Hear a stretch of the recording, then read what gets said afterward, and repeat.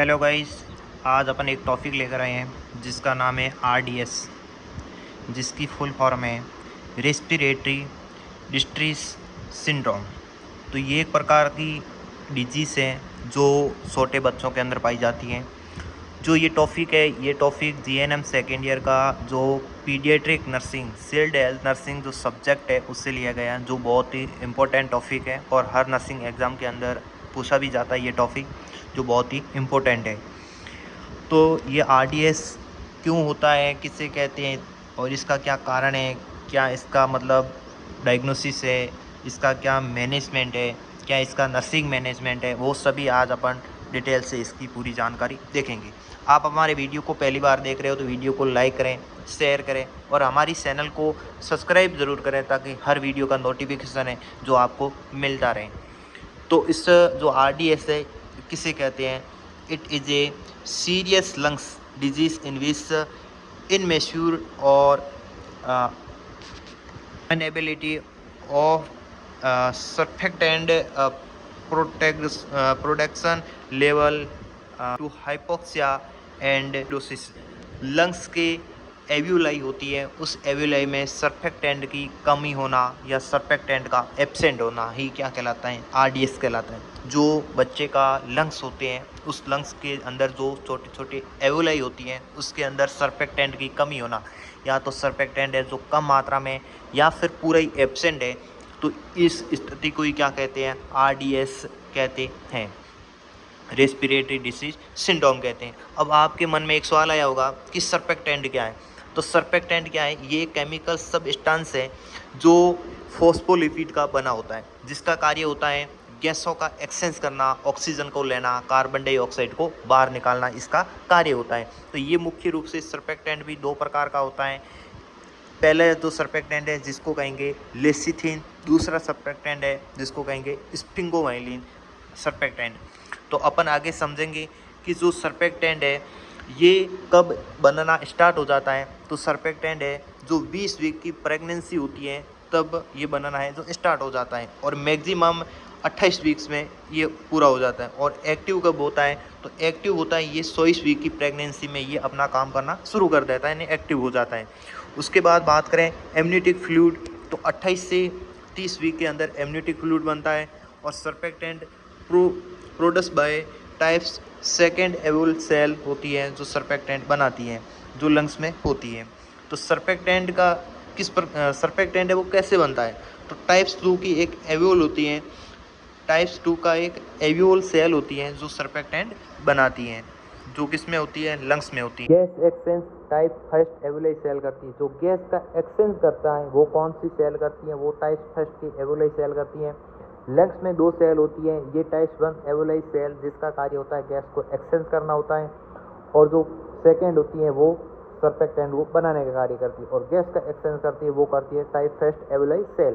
तो लंग्स में 2 प्रकार की सेल होती है, जो ये टाइप 1 एवियोलाई सेल है और जिसका कार्य गैस को एक्सचेंज करना होता है। प्रेगनेंसी के 28 वीक्स के दौरान पहले लेसिथिन और उसके बाद स्पिंगोमाइलिन बराबर होते हैं। कब? 28 वीक के बाद, 28 वीक से पहले लेसिथिन और स्पिंगोमाइलिन है वो बराबर होते हैं, तथा 28 वीक के बाद ये लेसिथिन का स्तर है वो बढ़ जाता है तथा स्पिंगोमाइलिन है वो कम हो जाता है। तो 28 वीक से पहले की बात करें तो 1:1 में होता है, 28 वीक के बाद में बात करें तो ये 2:1 हो जाता है, मतलब लेसिथिन बढ़ जाता है और स्पिंगोमाइलिन है वो कम रह जाता है। उसके बाद बात करें कोर्टिसोल हार्मोन सर्फेक्टेंट की प्रोटेक्शन को बढ़ाता है। जो कोर्टिसोल हार्मोन होता है वो सर्फेक्टेंट की प्रोटेक्शन को बढ़ाता है और सर्फेक्टेंट होता है वो सरफेक्ट टेंशन को कम करता है तथा एवियोलाई के जो सेल्फ जो सिकुड़ने से बचाता है। ज़्यादा मात्रा में सर्फेक्टेंट की कमी हो या सर्फेक्टेंट का नहीं बन पाने की वजह से, जिसकी वजह से ये एवियोलाई है वो नेक्रोसिस हो जाती है, यानी मर जाती है, तथा इस अवस्था को हाइलिन मेम्ब्रेन डिजीज HMD भी कहते हैं। इसका रिस्क फैक्टर क्या हो सकता है? तो प्रीटर्म बेबी, 9 महीने से बेबी का जन्म हो सकता है। मैकोनियम एस्पिरेट, जो मैकोनियम होता है वो बच्चा एस्पिरेट कर सकता है। प्रेगनेंसी के दौरान बेबी द्वारा स्टूल को निगल लेना। उसके बाद तीसरे नंबर देखा जाए रिस्पेक्टर, तो डायबिटिक मदर को डायबिटीज का शिकार हो सकता है। उसके बाद जेनेटिक डिसऑर्डर, बर्थ हाइपोक्सिया, उसके बाद थोरेसिस मालफॉर्मेशन, थोरेसिस कैविटी का निर्माण पूरी तरह से नहीं होना थोरेसिस मालफॉर्मेशन कहलाता है। उसके बाद बात करें आरडीएस के साइन 6 घंटे के बाद आते हैं। जो आरडीएस की साइन है वो बेबी के जन्म के 6 घंटे बाद आते हैं। बर्थ के तुरंत बाद इसे डायग्नोसिस नहीं किया जा सकता, 6 घंटे बाद ही कर सकते हैं। उसके बाद बात करें क्लीन साइन, मतलब साइन एंड सिम्टम्स लक्षण होते हैं, उसको बात करें तो टेकीपीनिया और एक्सपिरेटरी ग्रोटिंग साउंड आना और inter coastal muscles and skin. उसके बाद हाइपोक्सिया, साइनोसिस, O2 की कमी से बेबी का कलर है जो ब्लू हो जाता है, जिसको साइनोसिस कहते हैं। उसके बाद हाइपोथर्मिया, नो कंपी स्वीरिंग। उसके बाद बात करें फ्रॉग लाइक पोजीशन, मेढक की समान पोजीशन हो जाना ड्यू टू हाइपोटेंशन, हाइपोटोनिया। उसके बाद फेफड़े का फैल जाना। उसके बाद बात करें डायग्नोसिस की, तो एंटीनेटल डायग्नोसिस मतलब प्रेगनेंसी के अंदर हम किस प्रकार से डायग्नोसिस कर सकते हैं। तो एक टेस्ट होता है जिसको कहेंगे सैक टेस्ट, ठीक है। ये सैक टेस्ट किस प्रकार से होता है देख लेते हैं कि सबसे पहले क्या करता है, तो एमनियोसेंटेसिस जो एमनियोटिक फ्लूइड होता है उसको एमनियोसेंटेसिस द्वारा एमनियोटिक फ्लूइड का क्या करता है, निकाला जाता है, ठीक है। टेस्ट ट्यूब में 5 माइक्रो फ्लूइड है वो लेंगे।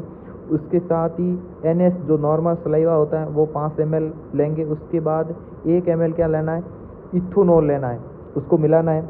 उसके बाद टेस्ट ट्यूब को सैक करना है यानी मिक्स करेंगे। उसके बाद 15 सेकेंड तक वेट करेंगे। इफ़ बबल प्रेजेंट और इफ़ बबल नॉट प्रेजेंट, एक होता है इफ़ बबल प्रेजेंट और एक होता है इफ़ बबल नॉट प्रेजेंट।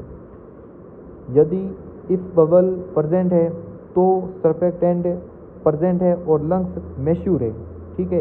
यदि इफ़ बबल नॉट प्रेजेंट है तथा यदि इफ़ बबल नॉट प्रेजेंट है तो सर्फेक्टेंट एब्सेंट है तथा लंग्स मैच्योर नहीं है, इनसे पता चल जाएगा प्रेगनेंसी के अंदर। उसके बाद बात करें जन्म के समय, तो ABG के द्वारा और एक्सरे के द्वारा पता लगाया जा सकता है। उसके बाद management, monitor skin colour, cyanosis को चेक करेंगे, बेबी का स्किन चेक करेंगे, monitor tachypnoea, lung sound, position lateral sideline position, suction normal pressure 100 mm Hg time 10 second. उसके बाद बेबी का पर ट्रम 40 से 60 mm Hg किया जाता है और बेबी ट्रम है तो 60 से 80 mm Hg सक्शन किया जाएगा। टाइम ड्यूरेशन 10 सेकेंड और ज़्यादा देने पर हाइपोक्सिया भी हो सकता है। उसके बाद इसके अंदर जो कोरोसुर्फ एक मेडिसिन आती है जो 100 mg पर kg मेडिसिन दिया जाता है, पर kg के मतलब 100 mg पर kg के हिसाब से। उसके बाद एक्सोसुर्फ मेडिसिन और रूट होगा इसका एंडोट्रेकियल, सीधा ट्रेकिया के अंदर दिया जाता है। उसके बाद मेडिकल मैनेजमेंट की बात करें तो डेक्सामेथासोन 6 mg पर डोज और बीटामेथासोन 6 mg पर डोज दिया जाता है, टोटल 100 mg।